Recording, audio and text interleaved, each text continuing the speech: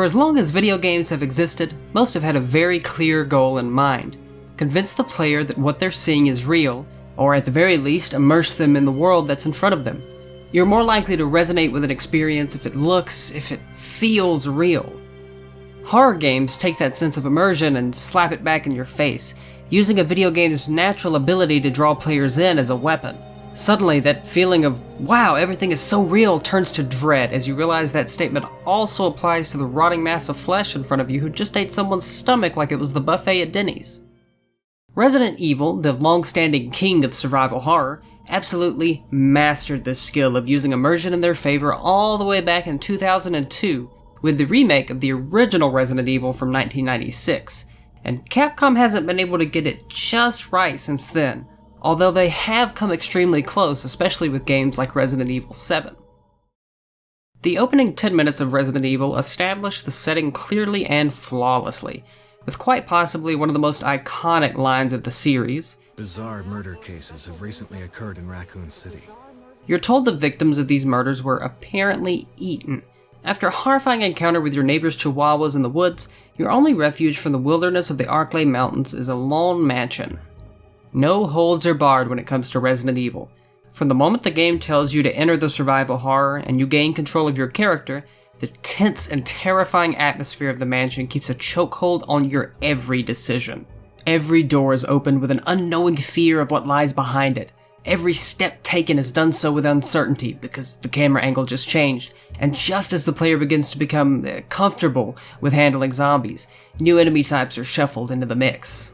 Crimson Heads, better burn those fucking bodies, dogs, hunters, vines, spiders. It's well known that enemy variety is a strong suit of the Resident Evil series, meaning a fresh hell awaits a new player around every turn, never allowing you to get truly familiar with every aspect of the game. And that balance is right where horror games want to keep the average player, knowing how to play the game, but never completely sure of where their next step will take them, or what could be lurking right around that corner. I have this. But such a draining environment can't be kept consistent, right? Even the most experienced divers have to come back up for air at some point, so how does Resident Evil choose to give the player any sort of relief in the hellscape they've created?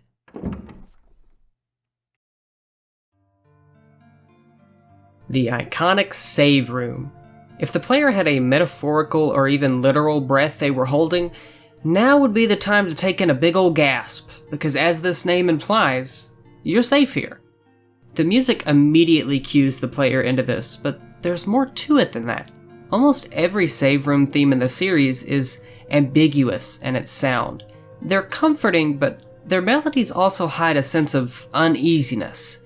There's a certain anxiety to their themes, knowing that these are only brief respites from the horrors outside, and while you may be safe for now, you have to open that door back up and keep pushing forward.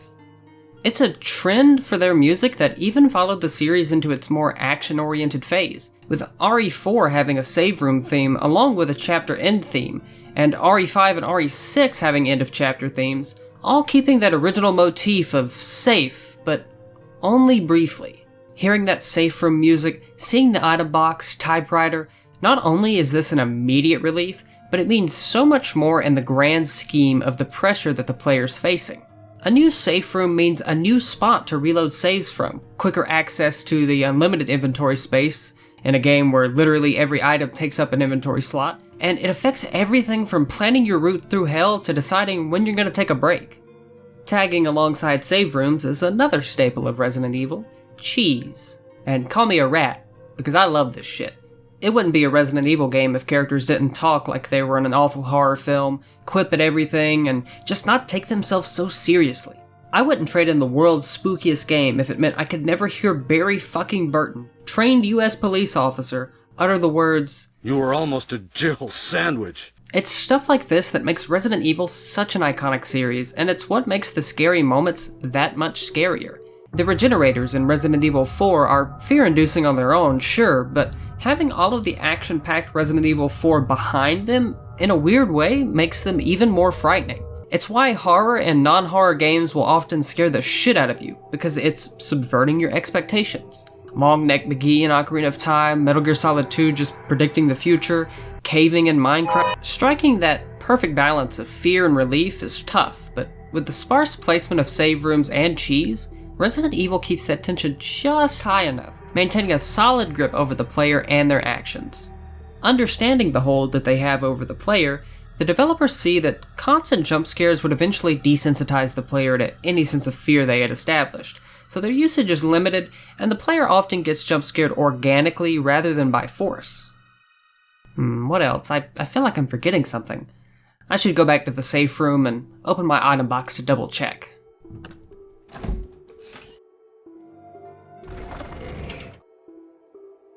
Oh right, puzzles. You can't have a Resident Evil game without some puzzles.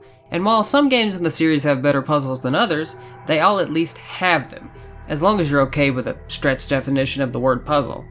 A little something to rack your brain and keep your mind off the creepy crawly zombies shuffling around in the moonlight. Puzzles of all kinds are a staple of the Resident Evil series, because one of the most important things you can do while scared is to just calm down and focus.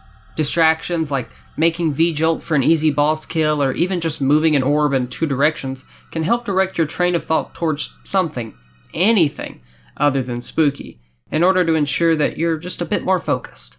Besides, who doesn't love the feeling of solving a good old-fashioned head-scratcher? Earlier I mentioned how Resident Evil 7 came really close to being a perfect survival horror, so let's expand on that a little more. RE7 puts you in the same position as RE1, lost in a sprawling, multi-floor house filled with puzzles, secret entrances, locked doors that need special keys, and barely anything to defend yourself with. On top of that, you also have Jack Baker, an unkillable stalker shadowing every move you make, making an already oppressive atmosphere just downright horrifying. The key difference between RE1 and RE7, though, lies in their consistency. Resident Evil 1 manages to maintain its bleak and unbearable tone throughout the entire game. Whether it's with enemies or locations, Resident Evil 1 keeps things fresh the entire experience, where Resident Evil 7 seems to falter in both of those aspects. If you discount bosses, Resident Evil 7 has one enemy type, the Molded, with a few variations compared to the remake's multiple enemy types, with the zombies alone having as many variations as the Molded do. And while the beginning half of Resident Evil 7 does a great job of keeping the locations fresh and interesting, it once again falls off near the end, with the ship section of the game feeling bland and repetitive. Resident Evil 1 sees you going through the mansion, an infested old house, deep underground into a lab. Never once does it lose that sense of variety. I scold Resident Evil 7 out of love though, because it's one of my favorite horror games I've played, and when you enjoy a game that much, you tend to notice and nitpick at its flaws. Want to know one of my main nitpicks with the RE1 remake? The fucking door cutscenes. These things suck. During your first playthrough, they slow exploration down tremendously, making the player regret having to backtrack at all, and on subsequent playthroughs, they're just annoying. I know they were part of the original and all, but I just wish they weren't there. And while we're at it, why the fuck does Chris have less inventory space than Jim? Hey there, in order to not end the video on a negative note, I'm going to interject with a fun little positive message here. If you haven't before, play Resident Evil 5. People rag on it, but it is a genuinely fun co-op experience and not a terrible game by any means. Thanks for watching.